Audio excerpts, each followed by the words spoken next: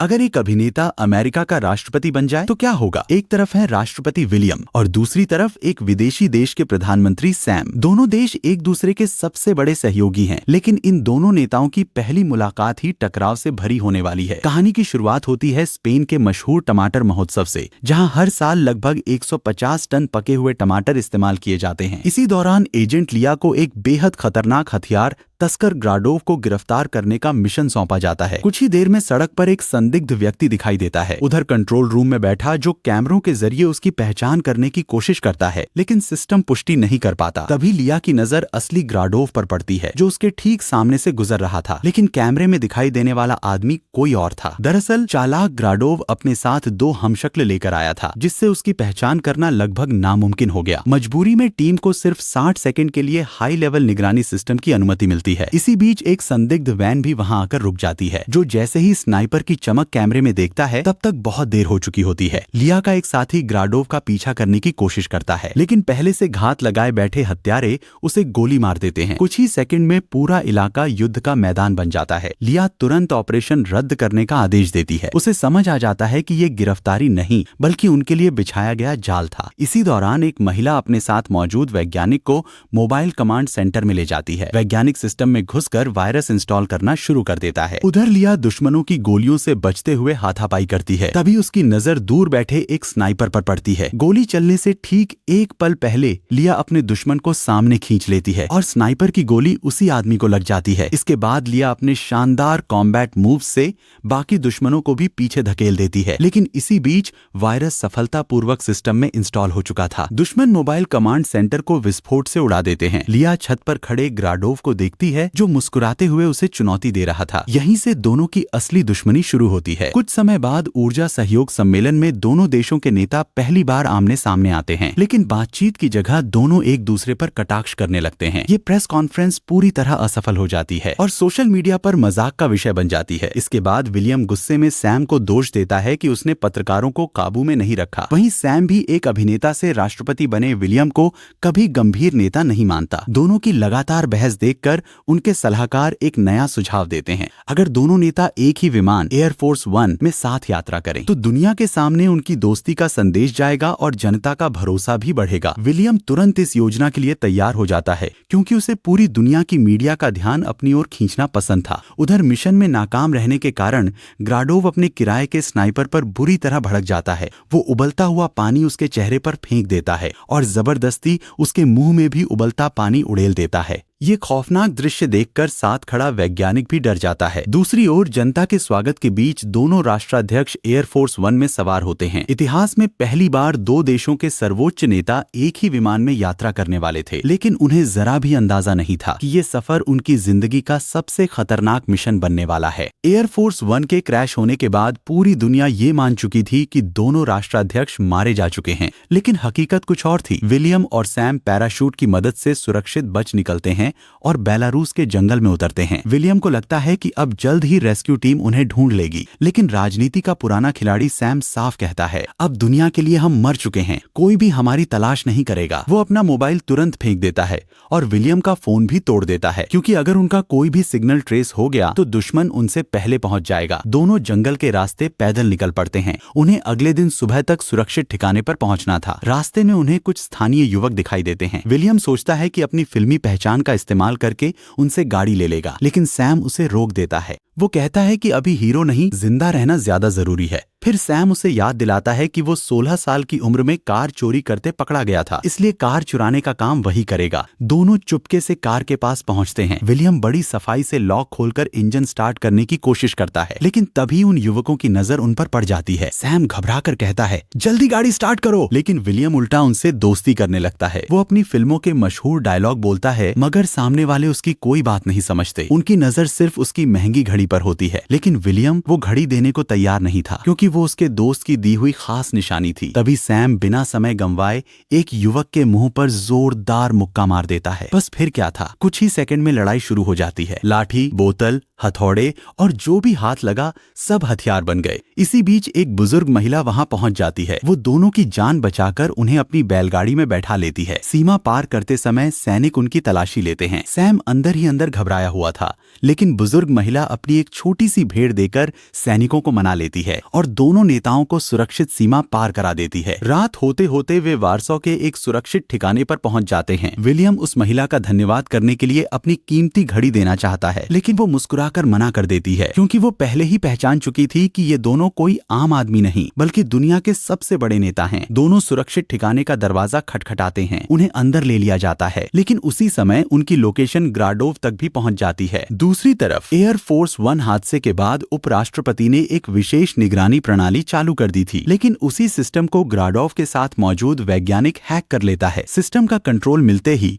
वो कई देशों की सालों पुरानी गुप्त जानकारियां पूरी दुनिया के सामने लीक कर देता है। इस खुलासे से सहयोगी देशों के बीच भरोसा टूटने लगता है। गठबंधन बिखरने की कगार पर पहुंच जाता है। उधर विलियम सुरक्षित ठिकाने से उपराष्ट्रपति को फोन करने की कोशिश करता है, लेकिन तभी पूरे ठिकाने में अलार्म बज उठता है। भारी हथियारों से लैस हत्यारों ने इमारत को चारों तरफ से घेर लिया था। सुरक्षा दरवाजे बंद कर दिए जाते हैं, लेकिन दुश्मन रॉकेट लॉन्चर से दरवाजा उड़ा देते हैं। कुछ ही पलों में वे छिपे हुए रास्ते तक भी पहुंच जाते हैं। सुरक्षित ठिकाने का प्रभारी दोनों नेताओं से कहता है, अगर मैं मारा जाऊं तो दूसरे रास्ते से भाग जाना। इसके बाद वो अकेले ही दर्जनों हत्यारों का सामना करता है। धमाकों और गोलियों के बीच वो दुश्मनों को काफी देर तक रोके रखता है, लेकिन आखिरकार उसे गोली लग जाती है। मरने से पहले वो एक ग्रेनेड निकालता है और दोनों नेताओं से चिल्लाकर कहता है, भागो। इसके बाद वो खुद को और आसपास के दुश्मनों को विस्फोट में उड़ा देता है। विलियम और सैम गुप्त सुरंग के रास्ते किसी तरह वहां से निकलने में सफल हो जाते हैं। सुरक्षित ठिकाने से निकलने के बाद लिया दोनों नेताओं को लेकर अगले मिशन की ओर बढ़ती है। रास्ते में सैम को एहसास होता है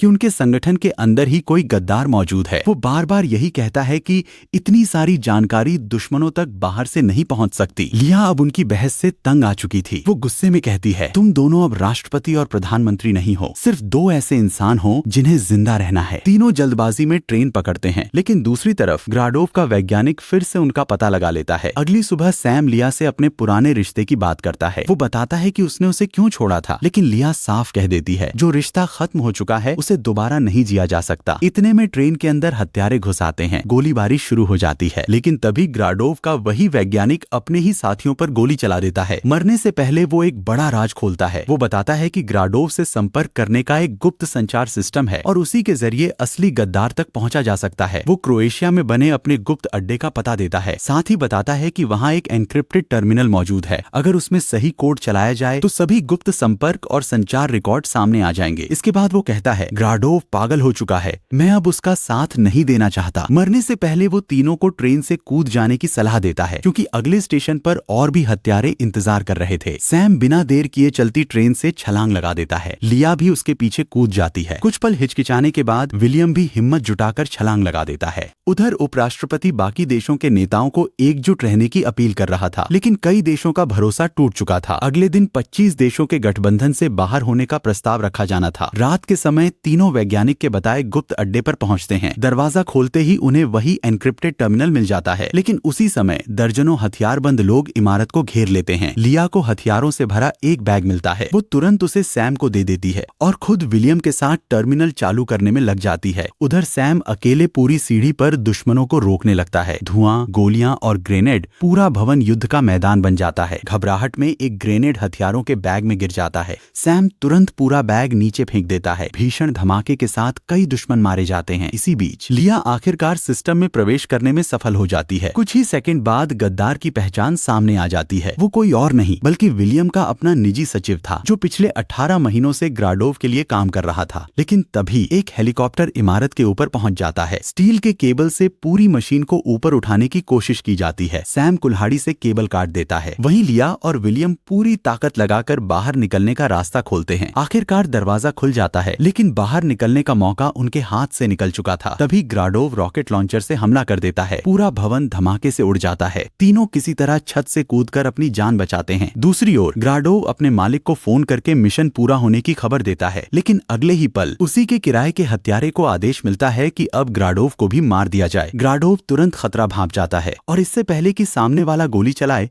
वो खुद उसे मार गिराता है, क्योंकि उसे अच्छी तरह पता था कि काम पूरा होने के बाद गवाहों को खत्म करना इस खेल का हिस्सा है। अब नाटो शिखर सम्मेलन शुरू होने में सिर्फ 30 मिनट बचे थे। उसी समय विलियम उपराष्ट्रपति को फोन करता है। उपराष्ट्रपति भरोसा दिलाता है कि वो मदद भेज रहा है। कुछ ही देर बाद एक बख्तरबंद गाड़ी उन्हें लेने पहुंचती है। तीनों को लगता है कि अब वे सुरक्षित हैं, लेकिन जैसे ही वे गाड़ी में बैठते हैं उन्हें पता चलता है कि ये भी दुश्मनों की चाल थी। बख्तरबंद गाड़ी में बैठते ही तीनों को एहसास हो जाता है कि वे एक जाल में फंस चुके हैं। ड्राइवर सीधे दुश्मनों के संपर्क में था। असल में उपराष्ट्रपति और ग्राडोव पहले से ही मिले हुए थे। विलियम का सचिव सिर्फ एक मोहरा था। इसी दौरान पीछे से कई हत्यारे उनकी गाड़ी का पीछा करने लगते हैं। गोलियों की बारिश शुरू हो जाती है। अचानक पीछे से एक दमकल की गाड़ी पूरी रफ्तार से आती है। उसे देखकर सभी हैरान रह जाते हैं, क्योंकि उसे चला रहा था सैम। वो जिंदा था। दरअसल विस्फोट के समय सैम समय रहते नीचे कूद गया था और बच निकला। अब वो सीधे अपने साथियों की मदद के लिए वापस आया था। सैम गाड़ी का कंट्रोल अपने हाथ में ले लेता है। वहीं विलियम और लिया पीछे से हमला कर रहे हत्यारों का सामना करते हैं। एक हत्यारा चाकू से विलियम के पैर पर वार कर देता है, लेकिन दोनों मिलकर उसे गाड़ी से नीचे फेंक देते हैं। लिया नेविगेशन सेट करती है और गाड़ी पूरी रफ्तार से सम्मेलन स्थल की ओर दौड़ने लगती है।